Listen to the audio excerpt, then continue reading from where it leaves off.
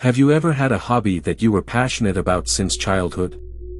I never thought fishing could be this dangerous that it would nearly cost us our life. Well, me and my younger brother were never the same after that incident. Ever since I was a kid, fishing has been a huge part of my life. My dad and uncle took it seriously, and it rubbed off on me. Now, at 45, I still think about one fishing trip from when I was 25. It wasn't just a regular trip, it was the scariest night of my life. It was winter vacation, and my two friends, Mike and Tom, my younger brother, Dave, and I decided to go on a fishing trip. We chose a large lake connected to a river near our college campus. The water never froze, but it did get foggy. The lake was surrounded by forest and had several small islands. We got a late start and managed to book a small boat that fit the four of us. Mike's dad owned a boat, so Mike knew how to drive it. We packed everything we needed for fishing and partying. We had fishing rods, bait, a cooler full of drinks, and some snacks. We were ready for a good time. The day started off great. We laughed, joked around, and caught several fish. Dave, who was new to fishing, caught the biggest one among us. We couldn't stop teasing him about beginner's luck. The sun was shining, and the temperature was perfect. It felt like nothing could go wrong. As the day went on, the sun started to set, and the fog rolled in thick and fast. It got so dense that we could barely see a few feet in front of us. We decided it was time to head back to shore, but the fog made it difficult. Mike managed to steer us to the shore of a nearby island. We checked our supplies and found a flare gun with 2 rounds and a flashlight. We decided to save the flares because the fog was dense, and it was impossible for someone to see a flare shot in the sky. So we decided to head into the woods, hoping to find help or a phone signal so we could call or at least send an SOS message. After a long discussion and a small debate, we concluded that Mike and Dave would stay behind to gather wood for a fire and cook the fish. Tom and I ventured into the woods. Though it was risky, we thought it was our best shot. We left the flashlight with Mike and Dave. I did not want Dave to get injured while collecting wood for a fire in those dark and foggy woods. The woods were eerily quiet and foggy, with no sound other than our footsteps and heavy breaths. The trees were tall and dense, their branches intertwining above us, blocking out what little light was left. The ground was covered in a thick layer of leaves, making our footsteps almost silent. We walked for what felt like hours, but in reality, it was probably only about half an hour. Tom suggested we turn back, but I was worried about Dave, so I persuaded him, and we kept going deeper into the woods for help or a signal. We followed a small path that seemed to lead deeper into the woods. The further we went, the darker it got. The fog seemed to wrap around us, making it hard to see. After walking for about half a mile, we heard a humming sound. It was faint and then stopped. Tom and I got scared, thinking it could be from an animal, so we almost decided to change direction, but then we heard it again, this time clearer and louder. One thing was for sure, it wasn't an animal. It stopped again and came again a few more times. It was rhythmic, like a sad song or a holy prayer in a different language. We followed the sound, hoping it would lead us to someone who could help. The sound grew louder and clearer as we got closer. It was haunting and eerie, sending chills down my spine. Eventually, we saw a dim light in the distance. We ran towards it, hoping to find help. As we got closer, we came across some small bushes. We got through them quickly in hopes of finding help. Then we saw a group of men standing around a decorated tree, praying with their faces covered by simple black masks. The tree was adorned with strange symbols, small flashlights, phone lights, and ornaments, unlike anything I had ever seen. It looked like some kind of ritual. One of the men saw us and screamed, "This is a secret, do not let them get away." They drew knives and charged at us. We turned and ran as fast as we could, our hearts pounding in our chests. We could not see clearly what was ahead of us or where we were headed. Just the thought of our death kept us moving. We were working on pure instinct and adrenaline. The men were fast, but we managed to stay ahead of them. We could hear their footsteps getting closer and their shouts echoing through the trees. We reached the shore, and Mike and Dave were waiting for us. We started screaming, trying to tell what happened but unable to explain anything clearly. Through our expressions alone, Mike and Dave understood that we were in real danger. So we quickly got back on the boat, and Mike started the engine. Dave fired a flare shot towards the dry wood and leaves they had collected. The fire caught quickly, creating a big blaze that shocked the men and gave us time to escape. We sped away from the shore, the fire lighting up the night behind us. The fog made it difficult to see, but Mike navigated us through it. We thought we were safe, but then the engine sputtered and died. We had run out of fuel. We were stuck in the middle of the lake, surrounded by fog, with no way to get back to shore. We told everything to Mike and Dave, and we spent the night shivering in fear and cold, praying for the night to pass. The fog was so thick that we couldn't see anything around us. We had no blankets or anything to cover ourselves, just the clothes we wore. The only sounds we heard were the water lapping against the boat and our own breathing. We took turns keeping watch, though everyone was tired and dying from hunger. But the fear kept us awake, afraid that the men might come after us. The next morning, the fog started to lift, and we fired a flare shot towards the sky. A nearby boat saw the flare and came to rescue us. We were cold, tired, and scared, but we were safe. We told the police everything, but after searching the area, they found no trace of those people. They said it was probably just a group of pranksters, but we knew it was something more. Though we got sick from the cold, we were finally safe. From that day until now, Dave and I have never gone fishing again, especially not near that lake area.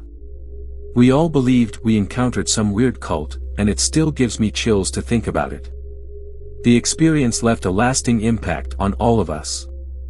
We tried to move on with our lives, but the memory of that night haunted us. I couldn't sleep without seeing those masked faces in my dreams for months. Dave had nightmares for months too, and Tom and Mike couldn't shake the feeling of being watched. We talked about that night often, but I wanted to share it here to see if anyone else has had a similar experience like this. Now I feel like a weight lifted from my chest.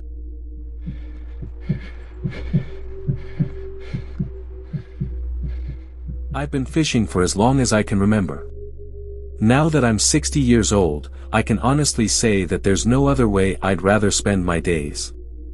My kids are all grown up, living their own lives, and the house has gotten quieter over the years. Sometimes I miss the noise, the chaos of raising kids, but those days are behind me. My wife and I have settled into a routine, and for me, that means fishing. I live in New York, and while there are countless spots for fishing around here, I've always had my own little slice of paradise, a small, nondescript lake about an hour from the city. I've been going there for years, and it's never let me down. There's something about the place, the quiet, the isolation, that always drew me in. It wasn't the biggest or most popular spot, but that's what I loved about it. I could spend hours out there without seeing another soul. I hadn't been able to get out to the lake for over a year. My youngest daughter got married last summer, and between the wedding prep and helping her get settled, my fishing gear gathered dust. But now, with everything behind us, I finally had the time to head back to my favorite spot. I'd been looking forward to this day for weeks. I left home early, before the sun had even thought about rising. My wife was still asleep when I slipped out the door. I had my kayak strapped to the roof of the car, my tackle box in the trunk, and a thermos of coffee sitting in the cup holder. The drive was familiar, almost automatic. I could probably make it with my eyes closed at this point. By the time I arrived, the first light of dawn was just beginning to peek over the horizon. The lake was just as I remembered, calm, peaceful, and utterly still. I unstrapped the kayak and slid it into the water.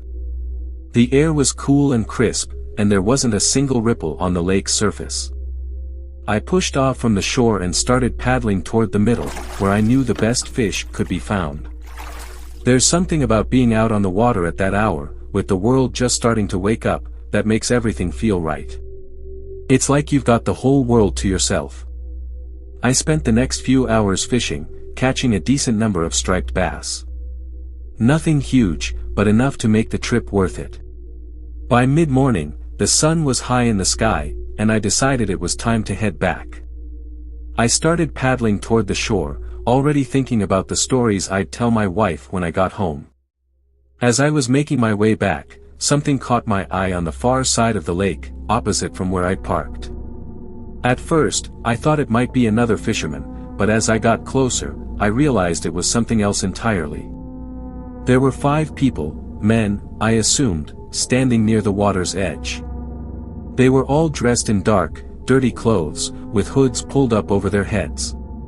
They looked like they were digging, though it was hard to tell exactly what they were doing from that distance.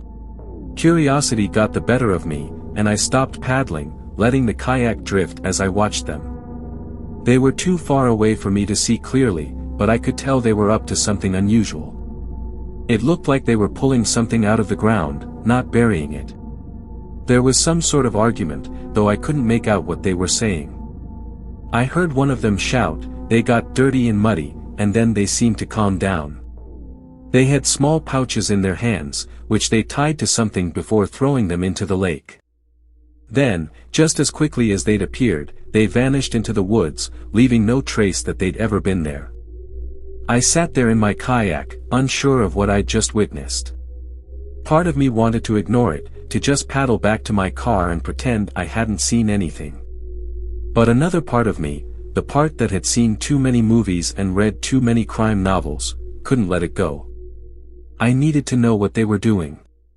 I hesitated for a moment, then started paddling toward the spot where they'd been standing. When I reached the shore, I pulled the kayak up onto the bank and got out, looking around for any sign of what they'd been doing. The ground was disturbed, the dirt freshly dug, but there was nothing else to see. Whatever they'd been looking for, they'd already taken it with them. I stood there for a minute, considering my options. The smart thing to do would have been to leave, but instead, I decided to fish. I figured that if they'd thrown something into the lake, maybe I could hook it and pull it out. I spent the next few hours casting my line into the water, but I didn't catch anything. It was starting to get late, and the sun was beginning to set. I was about to give up when I felt a tug on my line.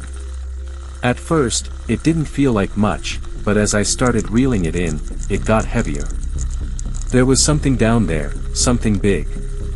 I pulled and tugged, fighting to bring it to the surface. When I finally did, I almost wished I hadn't. What I pulled out of the water was a packet of cocaine, wrapped in rugged, strong polythene and tightly bound with plastic wire. The other end was tied to a rock, which explained why it had been so hard to reel in. My heart started pounding, and I felt a cold sweat break out on my forehead. I didn't know what to do. I was terrified, but I knew I couldn't just leave it there. I placed the packet in my kayak and quickly rowed back to where I'd parked my car.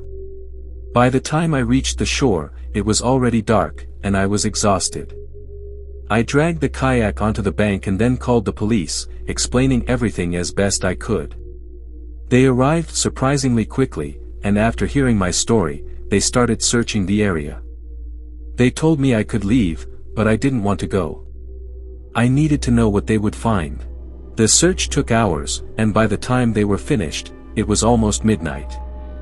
They found multiple pounds of cocaine, all packed in the same way as the packet I'd pulled out of the lake. The spot where they found it was the shallowest part of the lake, easy to access even for someone without any special equipment. The police thanked me for my help and advised me to stay away from the lake, a warning I decided to heed. I packed up my gear and drove home, still shaken by the day's events. When I got home, I told my wife everything. She was just as shocked as I was, and for the next few weeks, we couldn't stop talking about it. But as time passed, the incident faded into the background, and life went on. The police never called me back, and as far as I knew, they hadn't found any leads. The case was eventually closed, and that was that. Or so I thought. A few months later, something happened that made my blood run cold. My wife was washing dishes in the kitchen one evening when she noticed something strange. Our pokeweed bushes, which grow near the periphery of our backyard, close to the open garage, were shaking unnaturally. The bushes are dense, and it was getting dark, so she couldn't see clearly. She called me over, but by the time I got there, the movement had stopped. We dismissed it as a stray animal or something similar, but the next day, I decided to check our CCTV camera footage, just to be sure. What I saw on that footage is something I'll never forget. There were 5 men, their faces covered with masks and wearing hoodies, inspecting our car's number plate. They were the same men I'd seen at the lake, I was sure of it. They stood there for a few minutes, talking among themselves, and then they left, disappearing into the night. My heart was pounding as I watched the footage. These people knew where I lived. They'd been in my yard, right outside my house. My wife and I called the police immediately, and they sent a couple of officers to check things out. They searched the area but didn't find anything. They advised us to be careful, to keep our doors locked, and to call them if we noticed anything unusual.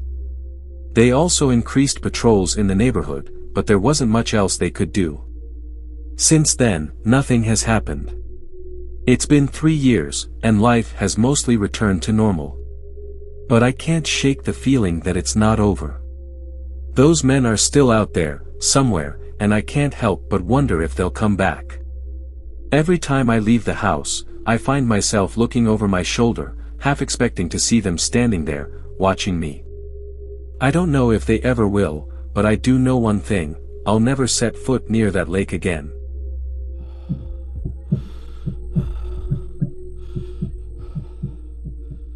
A secluded lake not too far from my house, hidden away from prying eyes.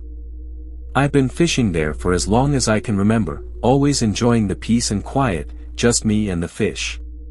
One evening, after a particularly successful day, I decided to head back to shore. The sun was setting, casting a golden hue over the lake. My small boat glided smoothly towards the shore, and I found my usual spot near a cluster of trees to hide it. After securing the boat, I started cleaning the fish I'd caught, anticipating a nice roasted dinner. The air was cool, and the sound of crickets filled the evening. That's when things took a turn for the bizarre. As I gutted one of the larger fish, I felt something hard and out of place. I peered inside and pulled out what looked like a human hand. My heart raced, and I dropped the fish, stumbling back in shock. It couldn't be real, could it? My mind raced, but I knew I had to call the police. The police arrived quickly, and they searched the area thoroughly. They took my statement, but after hours of searching, they found nothing else. No clues, no other remains, nothing. They recorded everything and assured me they'd investigate further, but I could tell they thought I might be mistaken. I could see it in their eyes, they didn't believe me. But I knew what I had seen. The next few days were tense. I couldn't get the image of that hand out of my mind. It was surreal and horrifying. I decided to visit the police station to see if they had any updates and to ask if it was safe to go back to my favorite fishing spot. The officer I spoke with advised against it. Despite their thorough search, they found no other evidence and no missing persons reports in the area. Driving home from the police station, I couldn't shake the feeling of being watched. I glanced in the rearview mirror repeatedly, but there was nothing out of the ordinary. I chalked it up to nerves and tried to focus on the disappointment of not being able to fish for a few months. The road seemed longer than usual, the trees casting long shadows as the sun dipped lower in the sky. That night, I woke up around 2 a.m., feeling incredibly thirsty. I made my way to the kitchen and drank some water from the fridge. On my way back to my room, I noticed someone fiddling with the front door. Panic set in, and I quickly threatened to call the police. The intruder fled, and I immediately called the authorities. The police arrived and searched the area again but found nothing. They suggested I call someone to stay with me or stay with a friend for a few days. Not wanting to leave my house, I called my cousin. He agreed to come over the next morning. When my cousin arrived, it was a relief to have someone else in the house. We spent the day catching up, trying to take my mind off recent events. We cooked dinner together, laughed about old times, and watched some TV. That night, we saw a man across the street, staring at the house. We called the police, but once again, they found nothing. It became a pattern, this mysterious figure watching us, then vanishing before the police arrived. We decided only to call the police if someone tried to break in again. Days passed, and the man continued to watch us. It was unsettling, to say the least. My cousin, worried for our safety, bought a gun. Just in case. We kept it in the living room, within easy reach. Then, one night, it happened again. Someone tried to break in. This time, we were ready. We threatened to shoot if the intruder came any closer. He fled, and we called the police once more. They found nothing, but after that night, the mysterious watcher vanished. Everything went quiet. In the days that followed, I couldn't help but believe someone had dumped a dead body in the lake. The hand I found in the fish's gut, the break-ins, the eerie feeling of being watched, it all pointed to something sinister. But without concrete evidence, it was just a theory. I tried to return to normalcy, but the experience left a deep mark. I found myself constantly looking over my shoulder. The police never found any leads, and life slowly returned to its routine. But the memory of that hand, the mysterious watcher, and the break-ins haunted me. I couldn't shake the feeling that something terrible had happened in that lake. One particularly quiet evening, my cousin and I decided to sit on the porch and enjoy the sunset. We chatted about mundane things, the kind of small talk that fills the silence when you're trying to ignore the elephant in the room. As the sky turned shades of pink and orange, I noticed a flicker of movement at the edge of the woods. It was that same man, standing there, watching us. This time, we didn't call the police. We decided to confront him ourselves. My cousin grabbed the gun, and we walked towards the figure. As we got closer, the man turned and started to walk away. We yelled for him to stop, but he ignored us, disappearing into the dense forest. We stopped at the tree line, knowing it wasn't wise to pursue him in the dark. That night, we barely slept. Every creak and groan of the house made us jump. The next morning, we decided it was time to take matters into our own hands. We set up cameras around the house, determined to catch the man if he came back. Days turned into weeks, and the cameras captured nothing unusual. It seemed like he had vanished for good. Then, one night, I woke up to the sound of footsteps on the porch.